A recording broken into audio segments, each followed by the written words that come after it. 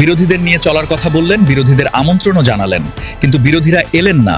শুধু এলেনই না, যিনি মেসেজ করে নিজে থেকে বলেছিলেন আসবেন, শেষ পর্যন্ত তিনিও পা রাখলেন না সেই বৈঠকে।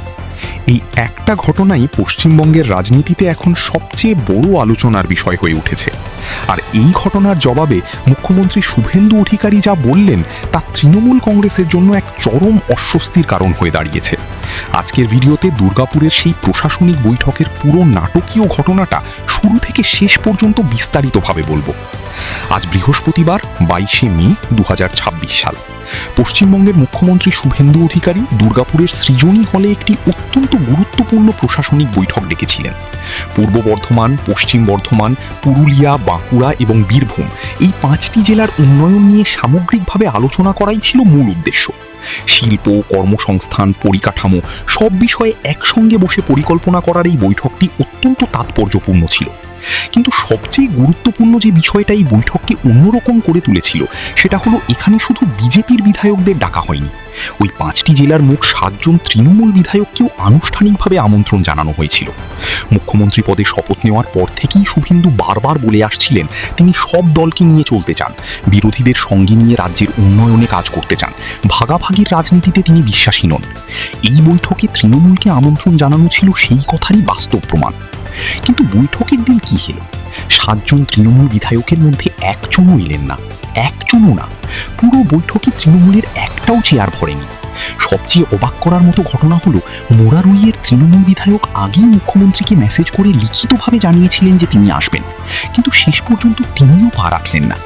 এই ঘটনাটা শুধু একটি রাজনৈতিক বয়কট নয়, এটা অনেক গভীর একটা প্রশ্ন তুলে দিয়েছে। তৃণমূল কি সত্যি রাজ্যের উন্নয়নে আগ্রহী, নাকি তারা দলীয় রাজনীতিকেই সবার উপরে রাখছে? এই ঘটনায় স্বাভাবিকভাবেই মুখ্যমন্ত্রী তীব্র উষ্মা প্রকাশ করেছেন। তিনি প্রকাশ্যে বললেন 7 জন তৃণমূল বিধায়ককে ডাকা হয়েছিল, কেউ আসেননি। কিন্তু শুধু উষ্মা প্রকাশই থামেননি শুভেন্দু। তিনি এই সুযোগে তৃণমূলকে একটা অত্যন্ত তীক্ষ্ণ এবং কার্যকর রাজনৈতিক খোঁচাও দিলেন। শুভেন্দু বললেন, আগের 5 বছর মমতা বন্দ্যোপাধ্যায় আমাদের ডাকতেনই না, কিন্তু বর্তমান বিজেপির মুখ্যমন্ত্রী তাদের ডেকেছেন। এই একটা সংক্ষিপ্ত বাক্যে শুভেন্দু একসঙ্গে দুটো কাজ করলেন।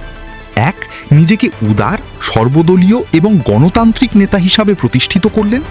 2, মমতা বন্দ্যোপাধ্যায়ের 5 বছরের একতরফা এবং বিরোধী বিদ্বেষী শাসনকে আরেকবার জনসমক্ষে স্পষ্টভাবে তুলে ধরলেন। এই কটাক্ষের জবাব দেওয়া তৃণমূলের পক্ষে সহজ নয়, কারণ কথাটা সম্পূর্ণ সত্য। তৃণমূলের পক্ষ থেকে কুণাল ঘোষ বললেন এটা সম্পূর্ণ দলের সিদ্ধান্ত।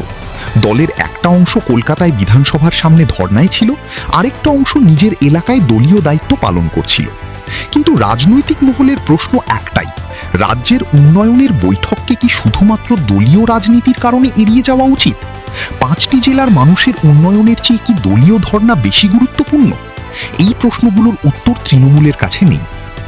এই বৈঠকে মুখ্যমন্ত্রী আরও একটি অত্যন্ত গুরুত্বপূর্ণ ঘোষণা করেছেন। তিনি জানিয়েছেন দুর্গাপুজো বা কালী পুজোর পরে যে কোনো সময় দুর্গাপুরে পুরভোট করানোর ব্যাপারে রাজ্য সরকার নির্বাচন কমিশনকে সম্পূর্ণ সহযোগিতা করবে। দীর্ঘদিন ধরে পঞ্চায়েত ও পুরসভা সঠিকভাবে না চলায় সাধারণ মানুষের যে অসুবিধা হচ্ছে সেটা দ্রুত মেটানোই সরকারের লক্ষ্য। পঞ্চায়েত অফিস কোনো ব্যক্তি বা দলের দখলে থাকার কোনো অধিকার নেই বলেও স্পষ্টভাবে জানিয়ে দিয়েছেন শুভেন্দু। শিল্প ও কর্মসংস্থানের ক্ষেত্রেও বড় কথা বললেন মুখ্যমন্ত্রী। তিনি জানালেন কেন্দ্র ও রাজ্য একসঙ্গে মিলে দুর্গাপুরে শিল্পের নতুন জোয়ার আনতে এবং বিকল্প কর্মসংস্থানের সুযোগ তৈরি করতে কাজ করবে। আর তার সঙ্গেই এলো সবচেয়ে বিস্ফোরক মন্তব্যটা। শুভেন্দু সরাসরি দেউচা-পাঁচামি প্রকল্পকে কটাক্ষ করে বললেন তারা হাততালি কুড়ানোর জন্য দেউচা-পাঁচামির মতো ফাঁকা এবং প্রতারণামূলক কথাবার্তা বলেননি, ভবিষ্যতেও বলবেন না।